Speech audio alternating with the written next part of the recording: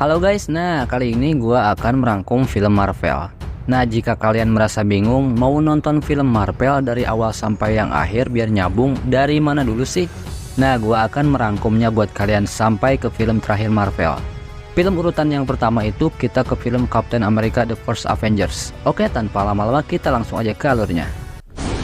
Pada bulan Maret 1942 di kota Norwegia, ada dua penjaga museum dikejutkan dengan kendaraan besar milik Nazi. Satu dari penjaga tersebut tewas, sedangkan yang satunya selamat. Namun ia harus berhadapan dengan tentara Nazi, yaitu Johannes. Kedatangan mereka ke sini untuk mencari Tesseract, sebuah kubus yang di dalamnya terdapat batu berkekuatan super. Benda tersebut dipercaya berasal dari Dewa Odin yang mengandung energi tak terbatas. Walaupun dianggap mitos, Johannes yakin bahwa Tesseract berada di sini.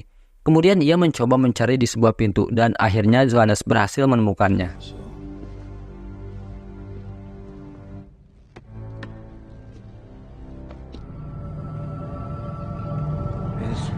Of ordinary men.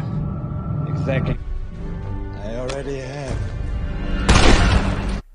Beberapa bulan kemudian di kota New York, kita diperlihatkan seorang pemuda krempeng bernama Steve Rogers sedang mengikuti seleksi tentara Amerika. Karena tubuhnya yang pendek dan kurus membuat si penyeleksi tak meloloskan Steve untuk menjadi tentara. Melihat hasil seleksinya gagal, Steve memutuskan untuk menonton film, di mana menampilkan perjuangan para warga perbatasan dan tentara sedang melawan tentara Nazi yang sangat kejam. Di saat nonton, salah satu pria menyuruh filmnya dipercepat untuk memperlihatkan scene yang tidak berfaedah. Di saat itu juga Steve langsung membentak pria tersebut. Karena perilakunya tak sopan, alhasil Steve dibawa ke gang kecil lalu dipukuli. Tak lama kemudian teman Steve datang untuk menolongnya. Teman Steve ini bernama Bucky. Ia adalah tentara Amerika yang baru saja pangkatnya naik menjadi sersan dan ditugaskan di infanteri. Lalu Bucky menemukan berkas seleksi Steve yang hasilnya gagal. Melihat hal tersebut, Bucky mengajak Steve untuk bersenang-senang di pameran masa depan. Sesampainya di pameran, mereka menyaksikan sebuah pertunjukan dari Howard Stark. Howard memamerkan sebuah mobil masa depan, namun mobil tersebut belumlah sempurna. Lalu di sini Steve memisahkan diri dan pergi ke stasiun perekrutan tentara. Kemudian Bucky menyusulnya dan mengajak Steve untuk berdansa dengan cewek. Namun Steve menolak dan menyuruh Bucky pergi duluan. Bucky yang tahu Steve sudah 4 kali gagal menjadi tentara, mengatakan bahwa apa yang Steve inginkan tidak akan terkabul.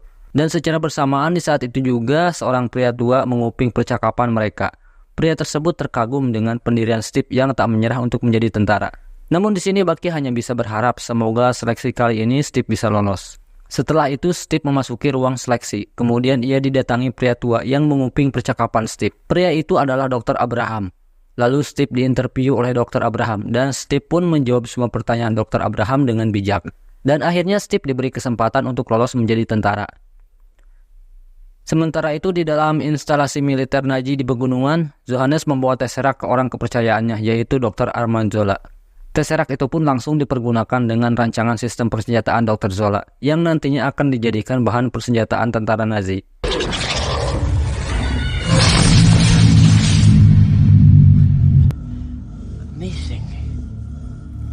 Di sisi lain, Steve telah terdaftar dalam pelatihan dasar di bawah penguasaan Dr. Abraham dan Kolonel Philip. Semua calon perwira diberitahu bahwa mereka adalah kandidat untuk Super Soldier. Philip terlihat agak ragu ketika memandang fisik Steve.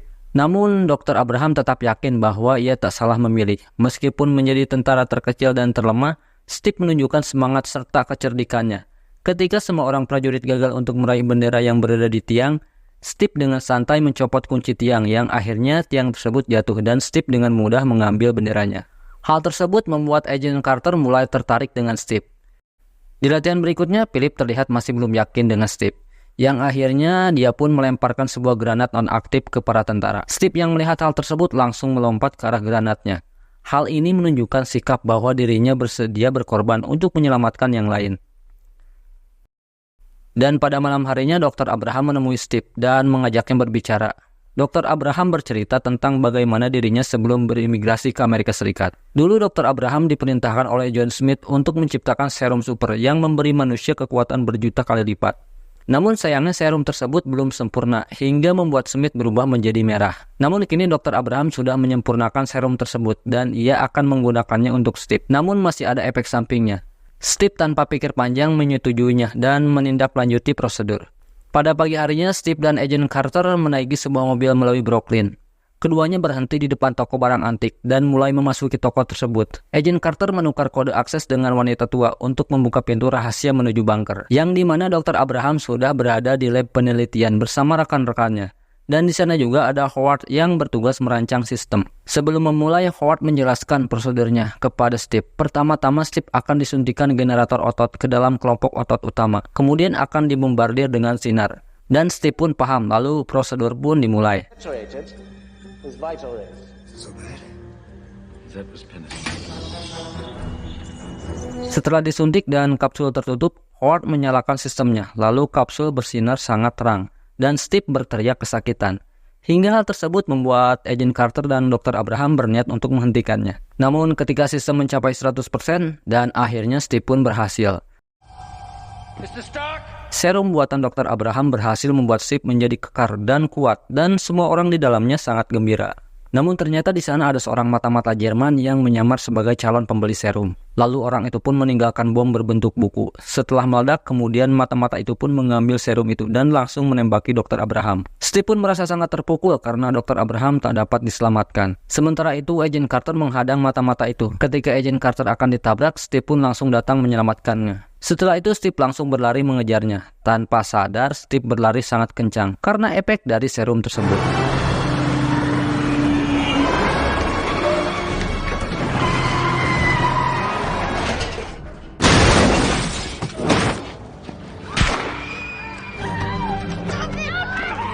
Wait, don't! Don't!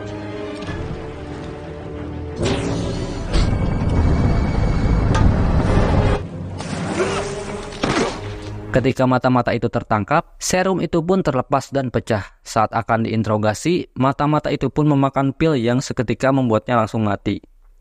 Di sisi lain, Smith dan Dr. Jola dikunjungi oleh 3 komandan tertinggi Hitler yang bertugas memeriksa operasional Smith. Saat mereka memasuki ruang uji coba, Smith memperkenalkan senjata barunya yang terbuat dari energi Tesseract. Senjata tersebut bisa melenyapkan orang dalam satu kota. Ketika salah satu komandan melihat peta strategi Smith, di mana salah satu targetnya mengarah ke Berlin. Mengetahui rencananya terbongkar, Smith langsung menembaki mereka hingga melebur. Setelah itu Smith mengungkapkan bahwa Hydra telah bubar dari Nazi dan sekarang Hydra menjadi musuh dunia. Hydra ini sebuah organisasi yang dipimpin oleh John Smith. Keesokan harinya, Philip dan Agent Carter mengambil sisa bahan laboratorium. Keduanya pun putus asa karena satu-satunya orang yang bisa memproduksi serum adalah Dr. Abraham. Di sini Steve sangat ingin pergi ke garis depan melawan Nazi, namun Philip meremehkan Steve karena Steve lebih baik menjadi tikus percobaan daripada berperang. Setelah itu Steve dihampiri seorang senator ternama Brand yang memegang surat kabar yang disematkan gambar Steve karena aksi heroiknya mengejar mata-mata Nazi serta menyelamatkan sandera. Hal ini menimbulkan untuk menjadikan Steve bintang dalam mempromosikan ikatan perang, dan akhirnya Steve memakai kostum biru merah putih dan dikenal sebagai Kapten Amerika. Hingga promosi tersebut berhasil sukses dan viral dalam waktu semalam. Di saat Steve tur ke pangkalan militer di Italia, Steve terlihat tidak disukai. Hal tersebut membuat Steve langsung turun dari panggung. Kemudian Agent Carter datang dan mengatakan bahwa pasukan di sini tidak bahagia karena banyak pasukan infanteri 107 gugur dalam peperangan. Lalu Steve langsung ingat bahwa Bucky ada di infanteri 107. Ia segera bergegas menemui Philip dan menanyakan tentang kabar temannya. Setelah bertemu Philip, Steve tak mendapatkan kabar tentang Bucky. Steve malah disuruh untuk kembali ke pekerjaannya sebagai bintang film. Steve yang jengkel mulai mengemasi barangnya dan berniat untuk pergi ke garis depan menyelamatkan temannya. Kemudian Agent Carter menawarkan bantuan kepada Steve. Singkat cerita, mereka berada di dalam pesawat yang dipiloti oleh Howard Stark. Kemudian Agent Carter menunjukkan peta yang Steve akan lewati. Di saat itu juga mereka tanpa sadar sudah memasuki wilayah perang. Lalu Steve berinisiatif untuk turun dan menyuruh Howard kembali ke pangkalan. Setelah Steve berhasil mendarat dan mulai menyusup ke pangkalan Hydra, satu persatu penjaga dikalahkan oleh Steve. Di dalam markas Hydra, Steve menemukan senjata yang di dalamnya energi Tesseract. Setelah itu Steve membebaskan para tahanan tentara dan memberitahu mereka untuk segera keluar. Sedangkan dirinya menuju ke atas untuk menyelamatkan Bucky. Sementara itu para tahanan melakukan perlawanan kepada tentara Hydra. Mereka merebut senjata dan tank untuk bisa keluar dari markas Hydra. Smith yang mengawasi lewat CCTV dan menyadari prajuritnya kalah, Smith mengaktifkan peledak di seluruh pangkalan. Kemudian ia dan Dr. Jola pergi meninggalkan ruangan. Sementara itu Steve akhirnya menemukan Bucky. Ia juga menemukan peta milik Smith, di mana ada kota New York sebagai target penghancuran. Steve langsung membawanya keluar dari pangkalan, namun sebagian ruangan sudah pada hancur. Kemudian Steve bertemu dengan Smith dan terjadi pertarungan. Di sini Dr. Zola pun memisahkan mereka, dan di sini Smith menunjukkan wajah aslinya, yaitu Red Skull dengan wajah merah akibat serum Dr. Abraham yang belum sempurna. Red Skull dan Dr. Zola pun kemudian kabur, sementara Steve dan Bucky berusaha keluar dari pangkalan.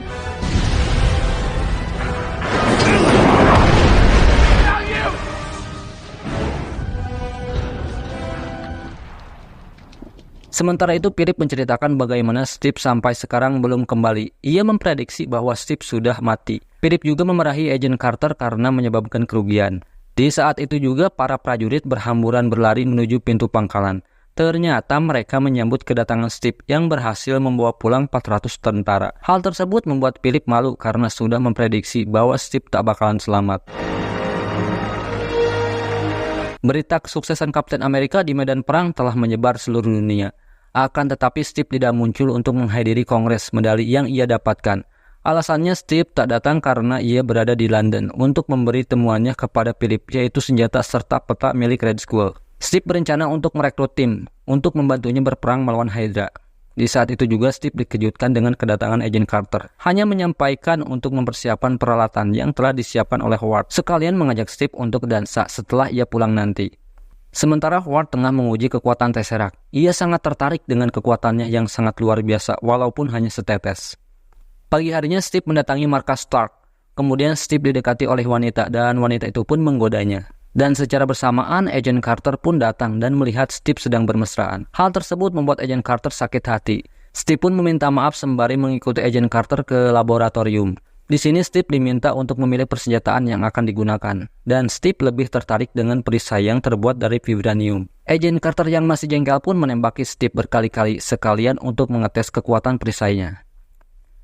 Beberapa hari kemudian, Steve dengan memakai seragam Kapten Amerika berperang melintasi Eropa dan mengalahkan beberapa pangkalan musuh bersama teman-temannya. Steve menjadi cukup terampil dalam menggunakan perisai sebagai senjata proyektornya. Sehingga mereka pun sampai di pegunungan dan menunggu kereta pengangkut senjata Hydra yang di dalamnya ada Dr. Zola. Ketika mereka melihatnya, Steve dan kawan-kawan meluncur menuju atas gerbong. Mereka mulai memasuki salah satu gerbongnya dan terjadi baku tembak.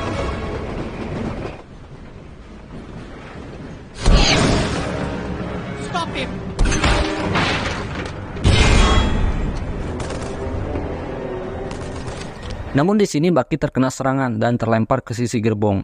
Setelah Steve berhasil menghabisi para penjaga, kemudian ia menghampiri Bucky. Namun sayang Bucky terjatuh hingga membuat Steve sangat terpukul. Sementara itu Dr. Zola yang berhasil ditangkap didatangi Philip untuk menginterogasinya. Di sini Dr. Zola diperlakukan dengan baik karena ia mempunyai potensi seperti Dr. Abraham. Philip menawarkan surat pembebasan jika Dr. Zola memberi semua informasi tentang Hydra. Dan Dr. Zola pun langsung memberi semua informasi pangkalan Hydra yang tersisa, di mana pangkalan tersebut sebagai pangkalan terakhir Red Skull. Setelah itu, Philip mengadakan rapat. Ia memberitahu lokasi Red Skull berada. Pada pagi harinya, Steve berangkat menuju ke pangkalan. Steve menerobos pertahanan Hydra yang akhirnya Steve tertangkap.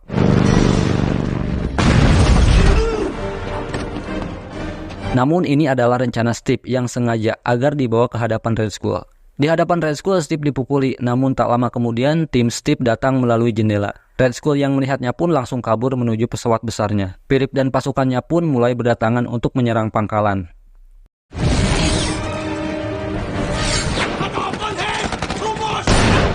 Sementara itu Steve terus mengejar Red Skull yang akan menaiki pesawat. Di saat akan lepas landas, Steve berlari, namun ia tak sanggup. Hingga akhirnya Philip dan Agent Carter datang menggunakan mobil untuk membantu Steve. Di saat pesawat akan terbang, Steve melompat dan berhasil menggapai roda bawah. Steve menyelinap ke dalam dan menemukan beberapa bom yang masing-masing sudah diberi nama kota tujuannya. Di saat itu juga datang 4 pasukan Hydra. Lalu salah satu tentara berhasil mengambil roda dan terbang bersama Steve. Steve berhasil merebut rodanya dan menerbangkannya ke arah pesawat. Setelah kembali ke pesawat, Steve mendatangi Red Skull dan pertarungan pun terjadi.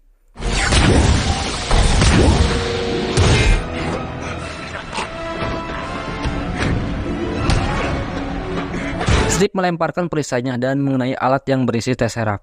Kemudian Red Skull mengambil Tesseract-nya. Namun tiba-tiba saja Tesseract itu mengeluarkan sinar biru mengarah ke luar angkasa. Dan Red Skull pun langsung hilang terkena sinar tersebut. Kemudian Tesseract itu pun jatuh. Sementara itu, Steve mencoba mengendalikan pesawatnya dan menghubungi radio kontrol Agent Carter. Steve mengatakan bahwa ia harus menjatuhkan pesawatnya di tempat yang aman. Dan di sini Agent Carter meminta Steve berjanji untuk datang di acara dansanya. Dan Steve pun setuju. Namun pesawat yang ditumpanginya menabrak lembah es begitu keras, membuat radio penghubung terputus dan menghilangkan sinyal. Dan keberhasilan Steve mengalahkan Hydra membuat seluruh dunia sangat bangga kepada Steve yang telah mengorbankan dirinya demi negara. Steve lalu dikenang sebagai Kapten Amerika. Sementara itu, Howard Stark berhasil menemukan Tesseract yang nantinya akan digunakan sebagai bahan teknologi. Agent Carter yang sangat terpukul dengan kepergian Steve, ia pun menyimpan berkas Steve beserta foto sebelum Steve menjadi kekar.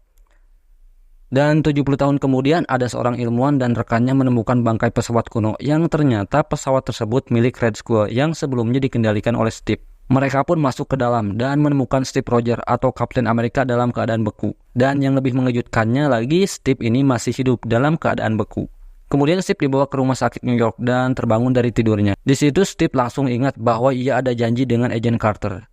Lalu Steve berlari keluar dari rumah sakit dan betapa terkejutnya Steve melihat di sekelilingnya sudah berubah. Lalu Steve pun dikepung, kemudian datanglah pria bernama Nick Fury.